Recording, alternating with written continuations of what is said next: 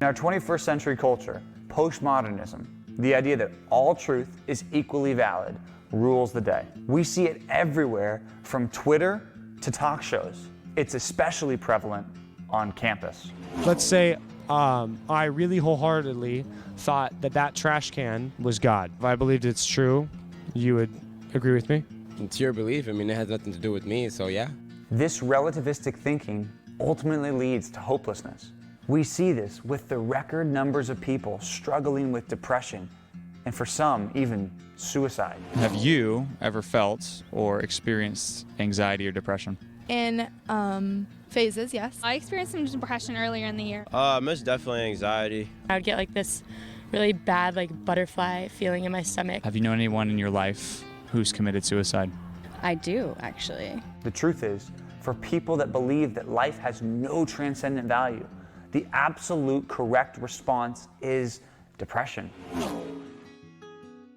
It's important, first of all, to understand why people see the world the way they see the world. And so when we talk about worldview, yes, it can quickly become a bit of an esoteric discussion about philosophers and philosophical systems. But really, we're asking a bigger question about why do people act the way they do? Why do they see the world the way they see the world? Oftentimes, it's easy for people in Western society to just kind of go with the flow. It's like, well, this is what everybody believes. But to stop and take stock of, why do I believe this? Why do you believe that things like racism or sexism are wrong? All right, that's a tough one. I think that, all right, well,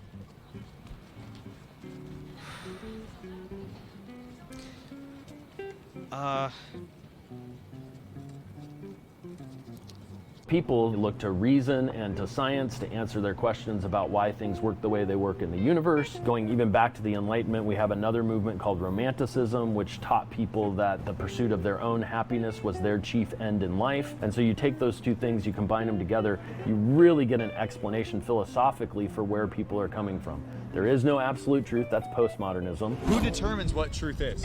You do. When it comes to understanding the natural universe, reason and science give us everything we need. That's modernism or naturalism. What is love, and how do you describe that? Series of chemical reactions that creates and guides humans to mate and reproduce. It's an evolutionary thing. And the goal of my life is to please myself. That's romanticism. What do you think the purpose of life is? To be happy. Your personal happiness. So you have a combination of those three worldviews that make up the popular philosophy that most people live their lives by. They may or may not give lip service to some sort of deity. I think that religion shouldn't be necessary for people to be ethical, but I think it can help, and I think it can be a good guide. But in the end, they're convinced, based on those philosophical worldviews, that they don't really need God, because science and reason gives them all the information they need. Postmodernism allows them to put a bubble around themselves and insulate their own presuppositions, and then romanticism gives them the purpose for life, to please myself.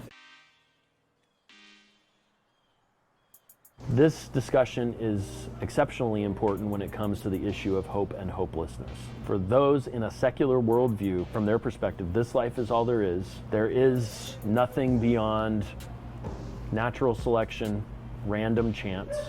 There is no eternity. What I do in this life is ultimately meaningless, except to try and make myself happy. And when I realize I can't do that and I come to the end of it all, then there's nothing to live for. What do you think happens to people when they die? I don't believe anything happens. I think it just goes dark. And so the reason this matters is it's not just a academic discussion about philosophical systems. What it really is a discussion about eternal matters where eternity itself is at stake. It doesn't really matter if you like vanilla ice cream and I like chocolate ice cream. These are non-consequential preference issues. However, when we're talking about life and truth, eternity is on the line. Do you remember our kid who didn't believe in gravity? I think he'd become a believer in gravity the second he jumped off this ledge. But he would have been a lot smarter if he had just trusted someone reliable, like you. So here's what the Bible says. When you die, you're going to step off the ledge of time and fall into eternity. And just like the realms of math and science, you'll realize that the spiritual realm is either true or false. Jesus Christ said, Do not fear man, who can only kill the body, but fear God, who can kill both the body and can cast your soul into hell. This statement is a truth claim that is either true or false. If that statement's true, your preferences and personal opinions won't matter on the day you die. The book of Hebrews says very clearly that it is appointed to men once to die and then comes judgment. And so from a biblical perspective, what I want to do is I want to plead with people who are hopeless because of the philosophical system in which they're trapped, the worldview in which they're trapped. I want to plead with them to come to Christ because he will give them meaning for this life and he will also give them hope for eternity. What do you think happens when people don't embrace Jesus as the only way? What happens to those people when they die? As Christians, we are told, even though this is not the nicest way to say it, but if you're not a believer of God, when you do pass away, you do go to hell. What is hell? Hell is damnation. It's punishment for sin. Do you think hell lasts forever? I do. Which is not always fun to hear, but it is the truth. Is there anyone reliable to tell us if this is true or not, to save us from a lot of pain? The answer is yes. There is someone reliable, and that person is Jesus Christ himself.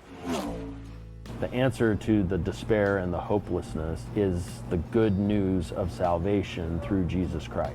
Science and reason can't answer questions like where this universe comes from, or what happens after we die. And romanticism, the pursuit of your own selfish pleasure, can't satisfy your soul.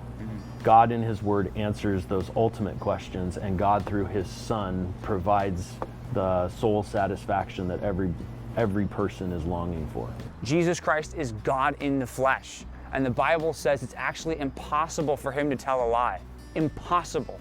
Jesus Christ always told the truth, and reliable eyewitnesses wrote down what Jesus said in the Bible. This isn't just an academic discussion about different philosophical systems. If you think that science and reason is all that there is in terms of explaining this natural world, if you think there is no God and that you're nothing more than the product of chance and natural selection and an evolutionary process that's impersonal, and if the goal of your life is just to please yourself, then there is no ultimate meaning, and pretty soon you're going to exhaust the attempts to be happy, and then there's no personal meaning. And life without meaning becomes meaningless, and people are empty. That kind of emptiness not only destroys people's lives in this world, but it means that they enter eternity unprepared for the life to come. Please don't let postmodern philosophers deceive you into thinking that all truth is valid truth. Not only is that a self-refuting statement, Jesus Christ, the one who cannot lie, promised that he is the way, the truth, and the life. That leaves you with a decision. Will you believe in the one who cannot lie, or will you believe in the lies of postmodernism?